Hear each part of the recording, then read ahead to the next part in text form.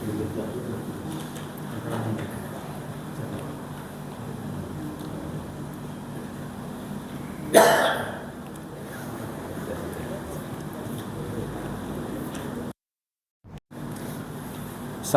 warahmatullahi wabarakatuh. Mari kita awali kajian kita dengan basmalah bersama. Bismillahirrahmanirrahim. Alhamdulillahirabbil alamin wa bihi nasta'inu ala umuri dunya waddin. Syada la ilaha illallah wa la syarika lahu wa syada anna Muhammadan abduhu wa rasuluh. Allahumma shalli wa sallim wa barik ala Muhammadin wa ala alihi wa ashabihi ajma'in.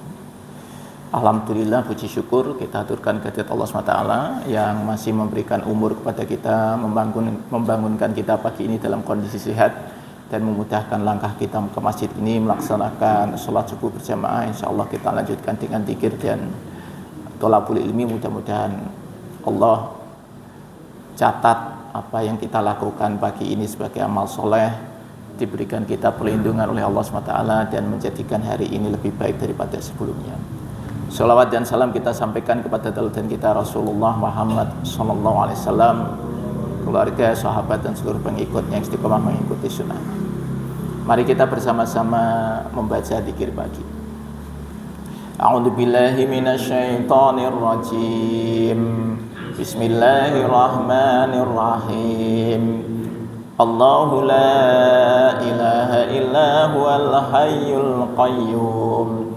La ta'khuduhu sinatun wa la nawm, lahu ma fis samawati wa ma fil ard, man dalladhi yashfa'u indahu illa bi'idnih, ya'lamu ma baina aydihim wa ma khalfahum, wa la yuhituna bi syai'in min 'ilmihi illa bima syaa', wasi'a kursiyyuhu samawati wal ard, wala ya'uduhu hifduhuma wa huwal aliyyul azim.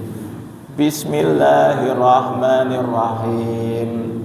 Qul huwallahu ahad, Allahus samad, lam yalid wa lam yulad wa lam yakul lahu kufuwan ahad. Bismillahirrahmanirrahim. Qul a'udzu birabbil falaq min syarri ma khalaq wa min syarri ghasiqin idza waqab wa min syarri naffasati fil 'uqad wa min syarri hasidin idza hasad. Bismillahirrahmanirrahim. Qul a'udzu birabbin nas, malikin nas, ilahin nas, min syarril waswasil khannas, alladzi yuwaswisu fi sudurin nas, minal jinnati wan nas. Asbahna wa asbahal mulku lillah, walhamdulillah, la ilaha illallah wahdahu la syarikalah, lahul mulku wa lahul hamdu wa huwa ala kulli syai'in qadir. Rabbi as'aluka khaira ma fi hadal yaumi wa khaira ma ba'dah, wa a'udzu bika min syarri ma fi hadal yaumi wa syarri ma ba'dah. Rabbi a'udzu bika minal kasali wa su'il kibar. Rabbi a'udzu bika min adabin fin nari wa adabin fil qabr. Allahumma bika asbahna wa bika amsayna wa bika nahya wa bika namutu wa ilaikan nusyur. Allahumma anta rabbi la ilaha illa anta, khalaqtani wa ana abduka wa ana ala ahdika wa wa'dika mastata'tu, a'udzu bika min syarri ma sana'tu, abu'u laka bi ni'matika alayya wa abu'u bi dambi faghfirli fa innahu la yaghfirud dunuba illa anta. Allahumma afini fi badani, Allahumma afini fi sam'i, Allahumma afini fi basari, la ilaha illa anta. Allahumma inni a'udzu bika minal kufri wal faqr wa a'udzu bika min adzabil qabr. La ilaha illa anta. Allahumma inni as'alukal afwa wal afiyata fid dunya wal akhirah. Allahumma inni as'alukal afwa wal afiyata fi dini wa dunyaya wa ahli wa mali. Allahumma astur aurati wa amin rawati. Allahumma fatni min baini yadayya wa min khalfi wa ayyamini wa an shimali wa min fawqi wa a'udzu bika bi adamatika an ughtala min tahti. Allahumma alimal ghaibi wasyahadati fatiras samawati wal ard rabba kulli syai'in wa malikah asyhadu an la ilaha illa anta a'udzu bika min syarri nafsi wa min syarri syaitani wa syirki wa an aqtarifa ala nafsi su'an aw ajurrahu ila muslim. Bismillahilladzi la yadurru ma'asmihi syai'un fil ardi wala fis samai wa huwas samiul alim. Raditu billahi rabba wa bil islami dina wa bi Muhammadin sallallahu alaihi wasallam nabiyya. Ya hayyu ya qayyum bi rahmatika astaghis aslih li sya'ni kullahu wa la takilni ila nafsi tarfata ain.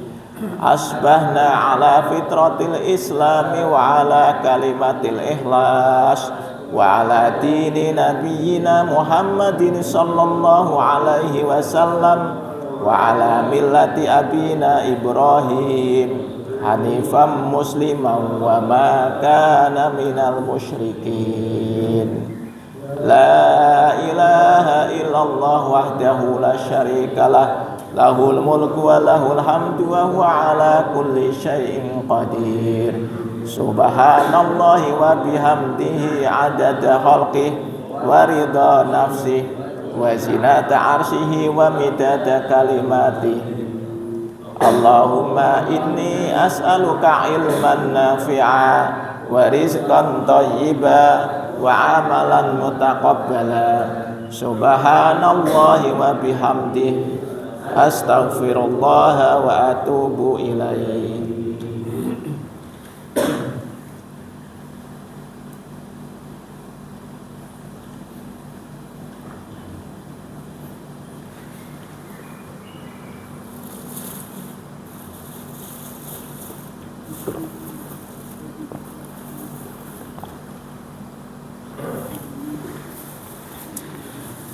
Mengingatkan untuk kecelengnya ya, minggu depan awal bulan bisa dikumpulkan. Oke, kita lanjut ke kajian kita Al-Hikam pasal 65. Al-anwaru matoyal qulubi wal asrori. Al-anwar itu jamak dari nur, cahaya.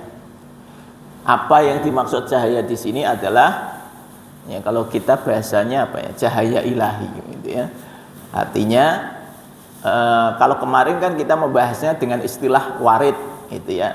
Jadi nur itu ya di sini adalah bagian dari warid itu sendiri, cahaya dari Allah. Jadi cahaya dari Allah itu adalah matoyal qulubi, merupakan kendaraan hati, wal asrori. Asror itu merupakan apa? Yang mungkin dulu di awal-awal kita sudah membahas tentang sir, ya kan? Rahasia hati, atau bahasa saya sir itu adalah kepekaan hati. Jadi ketika seseorang diberikan nur oleh Allah, maka nur itu akan bisa mengantarkan hatinya ke petunjuk-petunjuk berikutnya. Itu tadi kemudian disebut sebagai matoyal qulub, dia sebagai kendaraan hati. Jadi kalau orang sudah dapat nur dari Allah itu akan sampai itu. Jadi Allah akan arahkan. Kalau kita membaca surat An-Nur, Nur itu Allah mengumpamakan masalu nurihi kamishkatin fiha misbah. Nah, itu nanti dibaca di surat An-Nur ayat 35 ya. Jadi perumpamaan nur itu seperti kamishkatin, lubang. Fiha misbah, yang di dalam lubang itu ada cahaya. Jadi bayangkannya itu ya, kalau kita itu lubang itu terlihat kalau ada cahayanya gitu ya. Nah, ini kan kemudian disebutkan al-misbahu apa? Zujajah. Nah, itu ya. Jadi ini lampunya itu nanti diterangkan oleh Allah. Lampunya ini dia akan terus menyala, di mana disebutkan di situ minyaknya adalah minyak dari zaitun. Bahkan minyaknya sendiri itu sudah membuat dia berkilau. Nah, itu ya. Jadi ini kalau kita membayangkan orang yang sudah dapat nur dari Allah itu, ya dia akan terus ada cahayanya. Ini kan kelihatannya tadi ada lubang kecil gitu ya, ada lubang digambarkan ada lubang yang kemudian di situ ada cahaya. Maka hati kita ini kalau sudah dapat nur itu seperti itu, ada cahaya kecil yang bisa menyinari dan terus-terusan. Kenapa ada orang yang di dalam hidupnya itu seakan-akan tidak mengerti tentang agama, ya gelap, nurnya nggak ada. Tapi ada orang yang kemudian karena masih ada lubang, ada cahaya itu tadi di dalam lubang kecilnya dia, meskipun dia melakukan maksiat, keburukan, itu insya Allah nanti akan dia kembali kepada Allah. Ya, kalau kita membuat perumpamaan yang digambarkan oleh Allah di dalam Al-Quran, ada tokoh yang disebut di dalam Al-Quran itu adalah Fir'aun, gitu ya. Fir'aun ini tokoh yang, ya kalau kita sebut di dalam Al-Quran itu tokoh antagonis yang disebutkan di dalam Al-Quran. Beliau seorang raja dengan kekayaan yang luar biasa, dengan kekuasaan yang luar biasa. Karena kekuasaan dan kekayaannya itu, maka dia bahkan merasa dirinya sebagai Tuhan. Karena dia mampu melakukan apapun apa yang dia mau. Nah, Allah menurunkan Musa sebagai Rasul untuk mengingatkan Fir'aun. Jadi ini kan kenapa kok yang diutus Musa? Kenapa yang diutus Musa? Jadi Allah itu sudah membuat skenario sejak Musa lahir. Ini sudah disiapkan. Jadi yang namanya Rasul itu tidak mak beduduk gitu tiba-tiba jadi Rasul. Sejak lahir sudah disiapkan skenarionya. Untuk siapa Rasul ini diutus? Musa diutus untuk menjadi pengingat Fir'aun. Ini di awal-awalnya ya. Nah, untuk itu skenarionya Musa ini justru karena waktu itu Fir'aun ada kebijakan kalau ada bayi laki-laki lahir harus dibunuh. Nah, ibunya Musa itu takut ketika dia melahirkan seorang bayi laki-laki. Maka dia kemudian mikir gimana caranya supaya bayi saya selamat. Itu. Nah, Allah ilhamkan kepada ibunya Nabi Musa untuk mengenterke bahasa itu. Nah, aku bahasa Indonesia ini bingung, kalau menghanyutkan itu kan hanyut itu. Ini kalau mengenterke itu apa bahasa Indonesianya itu, Pak? Apa ya? Pelarung. Pelarung itu ya itu tadi. Jadi pokoknya di larung lah ya, tadi misalnya bahasanya larung, dilarung ke sungai. Ya kan? menyelamatkan bayinya tadi. Dan takdir Allah itu kok ya ini ditemukan, ini masuk ceritanya saya membayangkan istananya Fir'aun itu ada di pinggir sungai itu ya. Jadi ketika ini dilarung, lah kok ya masuk ke istana itu. Nah ini memang kan skenario ini masuk ke istana. Ini si ibunya nyuruh kakaknya Nabi Musa untuk ngikuti. Ini di mana? Ternyata masuk ke istananya Fir'aun. Oleh ini ditemukan, dan kemudian istrinya Fir'aun seneng, mungkin nggak punya anak gitu ya. Di dalam riwayat memang kalau kita baca sejarah Fir'aun ini, istrinya Fir'aun ini tidak punya anak. Kemudian nemu anak laki-laki, atau mungkin nggak punya anak laki-laki gitu, kurang paham. Tapi yang jelas dia tidak memiliki anak laki-laki, sehingga ketika nemu anak laki-laki justru senang sekali, dan kemudian minta kepada suaminya, ini kita openi ya, kita rawat. Nah itu. Jadi Musa sendiri itu dia besar di dalam istananya Fir'aun. Nah, artinya ini kan kalau kita membaca kita membayangkannya begini. Berarti Musa itu dibesarkan oleh Fir'aun, dididik oleh Fir'aun. Teorinya nih, harusnya dia mestinya terkontaminasi oleh Fir'aun. Kan itu mestinya begitu. Tetapi kan Allah ini sudah memberikan nur kepada Musa, tidak memberikan nur kepada Fir'aun. Nah itu bedanya.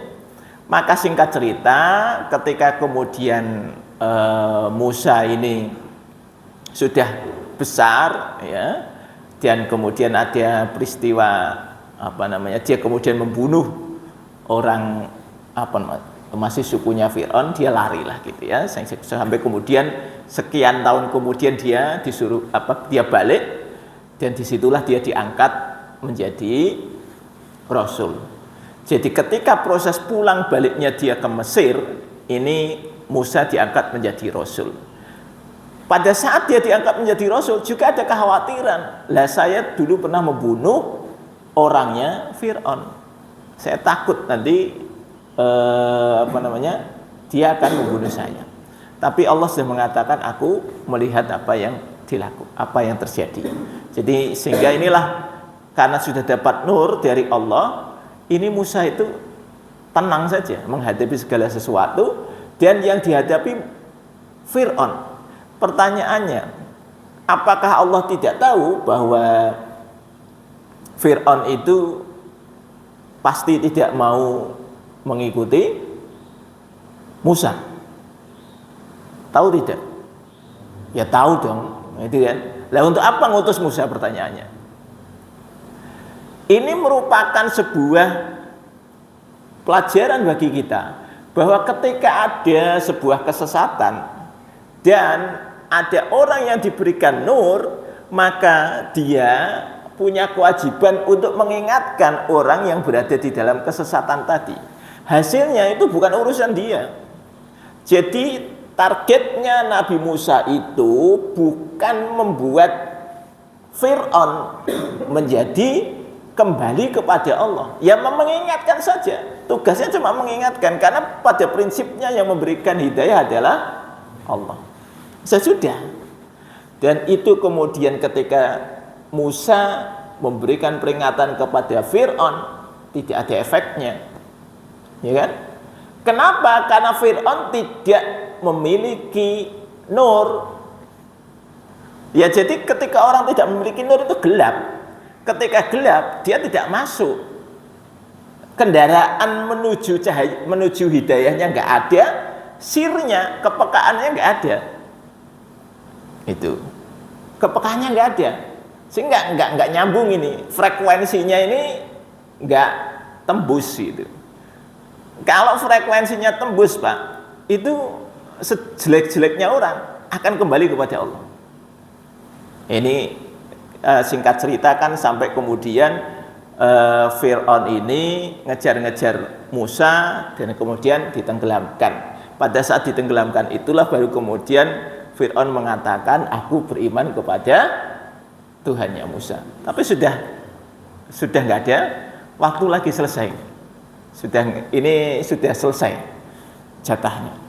Nah, kita coba melihat ada kisah juga di dalam Al-Quran di mana ada orang melakukan kemaksiatan, kejahatan, tetapi karena ada nur di dalamnya, dia kemudian dapat itu hidayahnya, yaitu kakak-kakaknya Nabi Yusuf. Kita lihat ini sejarahnya. Nabi Yusuf ini dianiaya oleh kakak-kakaknya. Kakak-kakaknya punya rencana untuk menyingkirkan Nabi Yusuf yang masih kecil saat itu. Singkat cerita, pokoknya kemudian Nabi Yusuf dimasukkan ke sumur, ditinggal, dan ketemu sama pedagang, diambil dan kemudian dijual. Nah, artinya kalau manusia dijual itu dia sebagai budak. Zaman dulu itu begitu, gampang banget bisa menjual manusia, ya kan? Nah, itu jadi ketemu ada anak tangkap jual gitu ya. Nah, itu zaman dulu ya. Kalau sekarang ini saya nggak ngerti itu ya. Nah, jadi itu kalau zaman dulu itu menjual orang itu karena dianggap posisinya budak bisa dijual. Singkat cerita, ini kan kembali lagi Allah itu punya skenario yang kita tidak tahu skenario Allah kayak apa. Singkat cerita, ini yang membeli adalah raja di Mesir. Kemudian di sana Nabi Yusuf besar, ya kan, tumbuh sampai kemudian terjadi peristiwa beliau direkayasa oleh majikannya. Nah, untuk mengikuti maunya majikannya, nafsunya, tapi kemudian dia bisa terhindar itu. Singkat cerita, untuk menutupi malu dan sebagainya, kemudian dipenjarakanlah Nabi Yusuf. Di penjara ini kemudian satu sel dengan 2 orang, itu ya, yang kemudian memiliki mimpi yang berbeda. Singkat cerita, kemudian diterjemahkan mimpinya, yang satu akan dihukum mati, yang satu akan menjadi pelayan raja. Nah, ngomong sama yang menjadi pelayan raja, nanti ngomong sama raja ya tentang aku, kira-kira gitu. Tapi kemudian lupa, ingat lagi ketika raja punya mimpi. Mimpinya apa raja itu mimpinya? Ada 7 ekor sapi dimakan, 7 ekor sapi kurus, ya kan, dimakan, memakan sapi kan gitu. Jadi sapi makan sapi, kemudian ada tanam-tanaman yang kemudian mengering. Nah, dari situ kemudian diterjemahkan bahwa akan ada masa jaya 7 tahun, tapi setelah itu masa kekeringan. Ya, inilah yang kemudian akhirnya Allah antarkan Nabi Yusuf yang tadinya orang yang dipenjara naik jabatan. Nah, itu langsung menjadi, saat itu menjadi bendahara negara, Menteri Keuangan sekaligus Kabulok, kira-kira begitu ya.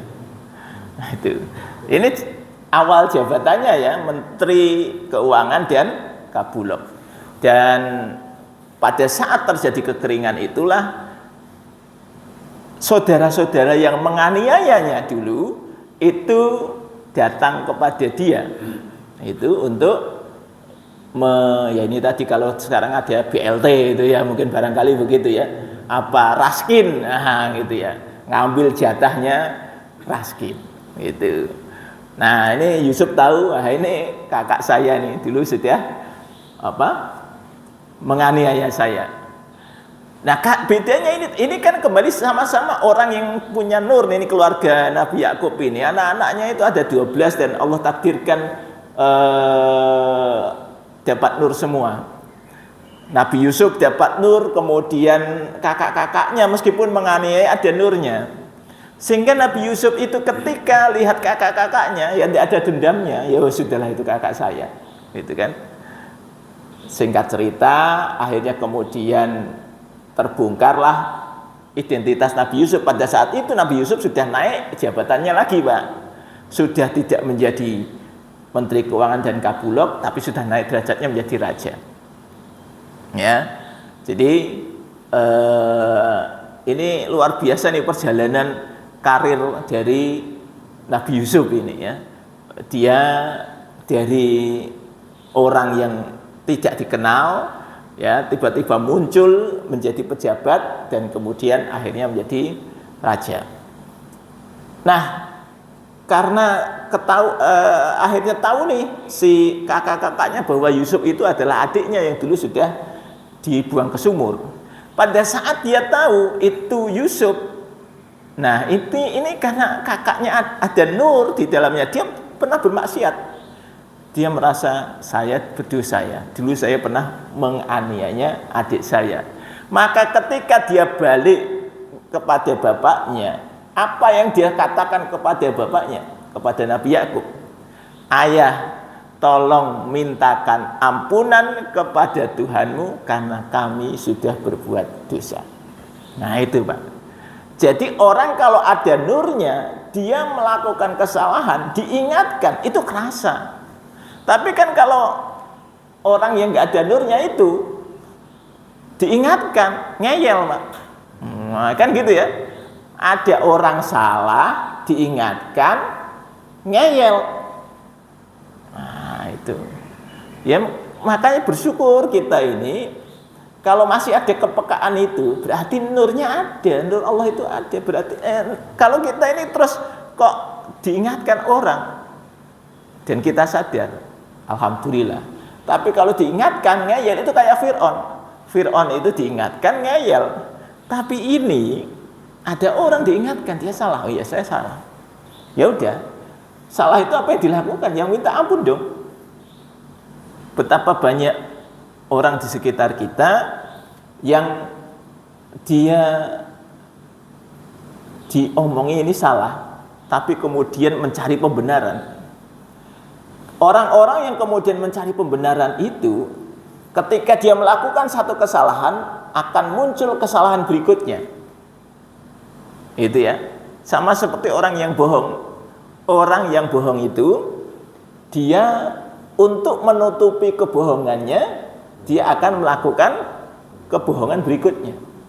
Itu rumusnya. Tapi kan kalau orang ada nurnya, dia bohong, ketahuan bohong, apa yang dilakukan? Ya sudahlah, memang saya berdusta. Selesai. Jadi ini kalau kita tadi telaah dari kisahnya Nabi Yusuf itu, ketika Nabi Yusuf, kok bisa Nabi Yusuf itu keluar dari penjara dan kemudian diangkat menjadi kabulok gitu tadi. Ini ketika dia tadi memberikan takwil mimpi sang raja, itu artinya begini, sang raja kemudian pengen ketemu, ya sudah panggil di sini, gitu ya, keluarkan itu Yusuf, panggil ke sini. Tapi Yusuf nggak mau.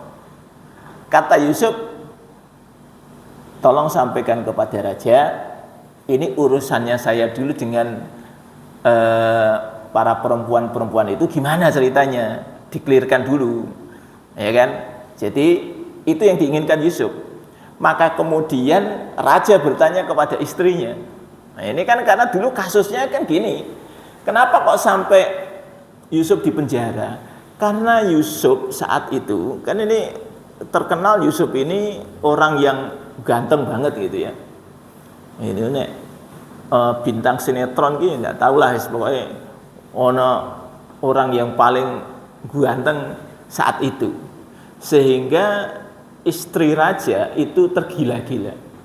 Maka ketika mungkin saya membayangkannya ya, Yusuf itu sedang bersih-bersih kamar, itu saya membayangkannya begitu, ya kan?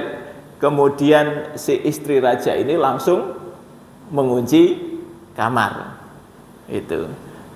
Dan istri raja itu juga cantik Pak. Jadi kan nggak ada ceritanya istri raja jelek, kan gitu logikanya ya nggak? Masa istri raja jelek? Kalau istri raja bisa milih kalau itu ya. Istri raja ini cantik. Jangan dikira kemudian wah ini mungkin jelek. Enggak, istri raja itu cantik. Kira-kira Yusuf mau nggak gitu ya? Sebagai normalnya manusia, ya mau-mau saja Pak gitu ya. Itu. Tapi karena memang tadi Yusuf ada nurnya, dia tahu ini salah nih. Gitu. Di dalam bahasa Al-Qur'an itu disebutkan Yusuf itu juga mau. Itu loh. Janjane hatinya itu ya, wah itu ya lumayan gitu ya. Itu ada orang cantik gitu. Tapi kan imannya jauh lebih tinggi daripada ya itu ya kan, imannya jauh lebih tinggi daripada yang itu, sehingga akhirnya dia bisa membentengi dirinya. Nah pada saat itulah dia kemudian coba lari kan gitu, melarikan diri, membuka pintu kamar. Pada saat mungkin kunci baru diklek gitu, saya bayangkannya nggak tahu kunci zaman dulu seperti apa ya kan, saya nggak ngerti ya, saya nggak kebayang lah kunci zaman dulu. Pokoknya intinya buka kunci, dipegangi bajunya, dia lari, bajunya sobek di belakang, ya kan gitu ya, bajunya sobek di belakang. Dan pada saat dia keluar dari kamar, ini suami dari ini artinya rajanya tadi, majikannya pas langsung di depannya. Nah, kira-kira ini kejadiannya kalau seperti itu kayak apa ini? Nah, pada saat itu kemudian istri raja langsung ngomong, ini kalau ada orang yang berbuat kurang ajar sama istrimu, apa yang kamu lakukan? Nah, itu langsung begitu, ya kan? Nah, Yusuf pada saat itu yang ngomong, saya justru yang dikejar-kejar oleh ibu, kira-kira begitu lah kalau bahasa sekarang ya. Nah, kemudian ajudan raja mengatakan, raja itu caranya gampang aja, lihat aja bajunya sobek di mana. Kalau Yusuf bajunya sobek di depan, berarti ibu bener nih. Tapi kalau Yusuf bajunya sobek di belakang, berarti ibu yang salah. Gitu ya. Logikanya masuk akal gitu ya. Jadi kalau sobek di depan itu artinya berarti Yusuf yang mau. Kalau sobek di belakang berarti Yusuf yang dikejar. Ternyata Yusuf sobek bajunya di belakang. Pada saat itu raja langsung case close, udah ditutup aja, gitu ya. Sudah, ini kamu salah, gitu aja sudah sama istrinya, kamu salah, selesai. Ya tapi kan ini gara-gara aja ada ajudan Pak, ya toh. Ini peristiwa di dalam istana itu bisa menyebar beritanya keluar istana. Ya mungkin apa ajudan iki cerita karo bojone ya, bojone cerita karo tanggane, begitu muter gitu kan. Ya, saya bayangkannya gitulah ya. Nah, akhirnya menjadi berita nasional itu bahwa apa istri raja ternyata ngejar-ngejar apa ini pembantunya gitu ya, ngejar-ngejar pembantunya. Wah, itu jadi viral gitu di apa, mungkin saat itu kalau punya WA itu sudah share-sharean semua itu ya, grup ibu-ibu itu sudah rame gitu. Nah, singkat cerita itu karena rame maka si istri raja kan ketahui nih Yohanes, nama saya jadi apa buruk ini kalau begini ya, akhirnya diundang itu tadi. Diundang sinilah orang-orang itu yang tukang gosip ya, diajak makan, dikasih makan, dikasih mungkin makanannya dikasih buah sama pisau. Jadi jamuan makan saat itu ya sudah canggih Pak. Oh jadi kira kayak awake dhewe mung apa muluknya enggak gitu. Jamuan makannya itu tertata rapi gitu. Ada pisaunya. Itu zaman dulu itu sudah seperti itu. Sehingga masing-masing sudah bawa pisau. Pada saat mereka mulai motong-motong, Yusuf disuruh keluar, gitu ya. Begitu keluar lihat orang cakep itu, waduh, semua terpana. Waduh, ternyata ada orang seganteng ini ya. Dan pada saat itulah ya orang semuanya pada motong tangannya, gitu, artinya kepelet gitu ya. Nah itu kan luar biasa. Terpananya itu sampai sebegitunya. Maka tadi si Yusuf mengatakan kepada rajanya, ya urusannya dengan perempuan-perempuan itu gimana ini? Saya ini. Akhirnya kemudian dipanggil perempuan-perempuan tadi, ditanya, bagaimana menurut kalian? Ya kami yang salah. Nah itu Pak, masih baik, ada nurnya dia, bahwa ketika dia salah mengakui salah. Itu. Nah dari situ kemudian Yusuf mengatakan, kenapa saya perlu mengklarifikasi itu, karena supaya apa? Supaya raja itu tidak merasa bahwa saya mengkhianati beliau, gitu kan? Karena kalau memang kejadiannya benar, berarti kan Yusuf mengkhianati majikannya, ya.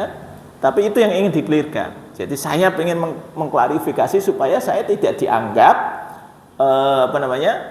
mengkhianati raja ketika raja tidak ada. Itulah sebabnya kemudian raja sangat percaya kepada beliau dan diangkatlah menjadi menteri keuangan tadi.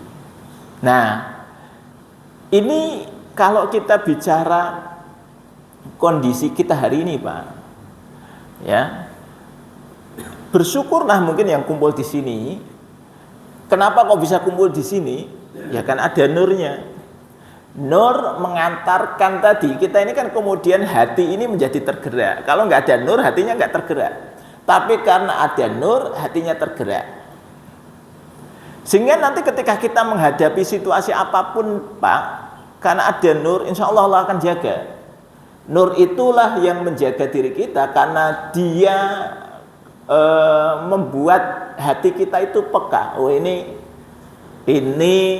larangan Allah nih, ini hal yang saya salah. Dan ketika kita pun jeglong di tempat yang salah, melakukan kesalahan, kita juga sadar kita salah. Prinsipnya manusia itu kan memang tempatnya salah dan lupa, sehingga kita ini tidak menafikan bahwa kita ini pasti punya salah. Nah kalau jenengan itu merasa benar, nah merasa dirinya benar terus, itu bahaya. Nanti sama seperti Fir'aun tadi. Tapi kalau kita ini pernah salah dan ngakui salah, nah alhamdulillah. Gitu. Nah ini kalau kita tadi melihat karakter orang-orang yang gelap hatinya, dia tidak ada nur, maka dia akan menganggap apa yang dilakukannya itu benar. Wah itu bahaya itu. Orang kalau sudah menganggap apa yang dilakukannya pasti benar, dia akan terus melakukan apapun itu. Fir'aun itu berusaha melakukan apapun caranya supaya kekuasaannya tetap langgeng. Maka kenapa kok Fir'aun itu membunuh setiap bayi laki-laki? Karena dia tidak mau, karena dia dikasih mimpi bahwa akan ada laki-laki yang mengkudeta dirinya, sehingga dia tidak mau ada nanti muncul generasi berikutnya yang mengkudeta dirinya, sehingga pokoknya ada anak laki-laki bunuh, ada anak laki-laki bunuh. Itu ya. Dipikirkan tadi banyak orang yang seperti ini, dia tidak mau nih ada saingan, maka kalau ada saingan dibunuh. Ya, kalau misalnya dagang itu ada pesaing, itu biar carane pesaingnya mati. Nah, itu ya. Maksudnya mati itu ya bisnisnya mati. Nah, caranya bagaimana? Pokoknya gimana caranya lah gitu. Itu. Kalau bisnis yang ecek-ecek itu ya gimana caranya ya bisa membuat berita bohong gitu. Misalnya ketika ada warung makan yang rame, maka kemudian dia bikin isu. Isunya apa? Apa ya? Isu ini, wah itu dia pakai daging tikus ya kan kalau gitu ya. Kalau misalnya dodolan bakso gitu ya, wah itu dia bakso tikus misalnya begitu. Isu itu bisa membuat orang yang tadinya jualannya ramai bisa sepi. Nah, itu kan gitu Pak. Atau kemudian kalau yang bisnis-bisnis sudah tingkat tinggi, nah ini yang masih ecek-ecek kan, ecek-ecek itu yang dia tidak mau bersaing, ya ada yang kemudian lari ke dukun gimana caranya supaya pesaingnya usahanya sepi. Ada gitu. Banyak itu yang lari ke dukun, nanti sama dukun dikasih apa? Jampe-jampe, suruh nyebarin apa iki? Beras kuning. Wah, itu ya. Taruh aja beras kuning di depan warungnya nanti sepi gitu ya. Ya wallahu alam, itulah orang-orang yang gelap. Ya pokoknya dia tidak mau ada orang yang menyaingi dirinya. Itu gitu. Dan itu terjadi, ini kan tidak hanya yang ecek-ecek saya bilang. Kalau yang kemudian yang bisnis tingkat tinggi, yang besar-besar itu, ya kan ketika ada pesaing muncul, gimana caranya misalnya ini ada produk apa ini kan produknya minum gitu ya. Ketika muncul minuman itu, karena dia merupakan pelopor minuman itu, ketika kemudian ada muncul pesaingnya, gimana caranya pesaingnya ini mati? Ya, pokoknya gimana caranya? Caranya dengan supaya dia tidak terdistribusi ke masyarakat. Itu kan? Ya dibeli semua. Tapi masyarakat nggak tahu produk ini. Itu. Jadi nggak ada merek ini di pasar. Gitu. Nah itu kan cara-cara yang sudah tingkat tinggi seperti itu. Begitu juga ketika ini kan kita bicara bisnis ya, ketika ngomong tentang kekuasaan ini juga sama. Kekuasaan itu kalau membuat orang itu gelap seperti Fir'aun tadi. Dia ketika sudah menikmati kekuasaan pasti pengen terus, ya kan? Orang yang menjadi anggota dewan legislatif itu kayaknya pengen terus jadi anggota dewan. Kalau bisa anggota dewan seumur hidup. Ya kan gitu. Begitu juga nanti kalau dia jadi wali kota, gubernur, presiden, sama. Keinginannya sama, Pak. Maka kalau nggak dibatasi, itu bahaya sebenarnya. Kekuasaan kalau nggak dibatasi, ya begitu Pak, kayak Fir'aun nanti. Ya, jadi kalau orang-orang yang dia sadar bahwa semua itu hanya titipan Allah, ya sudah, selesai gitu aja, sudah kan, santai aja, nggak usah kemudian, wah nanti saya kalau nggak berkuasa lagi, terus ngapain lagi ya, kan gitu. Itu yang membuat dirinya itu kemudian pengen terus itu, ya karena mikirnya ini kalau saya nggak, ini terus apa yang saya lakukan? Padahal hidup ini banyak yang bisa kita lakukan. Ketika kita berkuasa maupun tidak berkuasa, pada dasarnya kita bisa berkontribusi untuk memberi manfaat bagi masyarakat. Kan itu. Intinya kan kontribusi kepada masyarakat. Ini bahasa politisi kan, karena kita itu ingin ikut bahasa nih? Memajukan bangsa. Wah, itu bahasanya politisi. Ingin memajukan bangsa. Pertanyaannya, apakah kalau memajukan bangsa kita kudu dadi presiden gitu ya? Itu yang kadang-kadang bingung saya. Ya, apakah kita ini tidak bisa memajukan bangsa kita dengan cara yang lain? Oh, banyak. Tapi ya tadi, ketika orang punya nafsu kekuasaan ya begitu. Nah, itu bahaya, Pak. Maka syukur ini kita itu masih ada nurnya, ya wis akhirnya ya ora berkuasa ya apa-apa. Soalnya kita juga sadar sing arep milih kita ya siapa ya toh. Akhirnya sudah tidak usah masuk ke dunia itu gitu. Ya kan santai. Apakah tidak bisa berkontribusi untuk negara? Sangat. Kita ini berkontribusi untuk memajukan bangsa ini, ada kontribusinya masing-masing gitu loh. Wong kita ini datang ke masjid ini ada kontribusinya loh ya. Iya kan? Kontribusi kita itu apa ketika kita datang ke masjid? Itu kontribusinya pertama. Kita ini pengen memperbaiki diri kita. Sehingga kalau diri kita baik, kita bisa mengajarkan keluarga kita menjadi baik. Loh, ini kontribusi yang kecil. Keluarga yang baik, masing-masing punya keluarga yang baik, itu warga akan tentram. Kan gitu, Pak. Ya coba kalau kemudian masing-masing keluarga nih nggak genah semua, wah itu bagaimana ceritanya?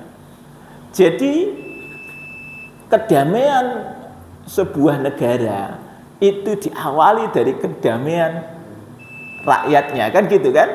Kedamaian rakyatnya itu ya diawali dari kedamaian masing-masing keluarga. Dan itu bisa terjadi manakala kita ini, ya alhamdulillah, kita ini menjadi ahli masjid, damai hatinya, kemudian dapat begini ini ilmu, akhirnya kemudian mendidik anak istri kita dengan baik, damai semua, gitu kan? Itu kontribusinya, Pak. Jadi masing-masing itu punya kontribusi.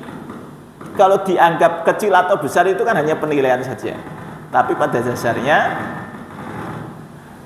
kita semua itu memiliki semangat yang sama untuk memberikan manfaat. Nah, alhamdulillah Allah hadirkan nur sehingga kita ini pilihannya datang ke masjid itu karena ada nurnya. Kalau nggak ada nurnya nggak datang ke masjid, Pak. Ya kan? Betul nggak? Ini cahaya sekecil itu tadi yang disebut sebagai kamishkatin fiha misbah. Ada lubang yang di dalamnya ada cahaya. Ini yang menyebabkan kita ini tergerak. Alhamdulillah kita ini datang ke masjid, ikut kajian, itu semua ada penggeraknya, yaitu nur tadi. Maka syukuri itu dulu, Pak. Nggak usah neko-neko. Syukuri ketika Allah kasih nur, karena ketika Allah kasih nur dalam kondisi apapun kita akan kembali kepada Allah. Ya, dalam keadaan baik, artinya dalam keadaan sulit maupun dalam keadaan senang kita akan kembali kepada Allah. Yaitu saya kira kajian kita hari ini kita tutup dengan kafaratul majlis. Subhanakallahumma wa bihamdika asyhadu an la ilaha illa anta astaghfiruka wa atubu ilaik. Assalamualaikum warahmatullahi wabarakatuh.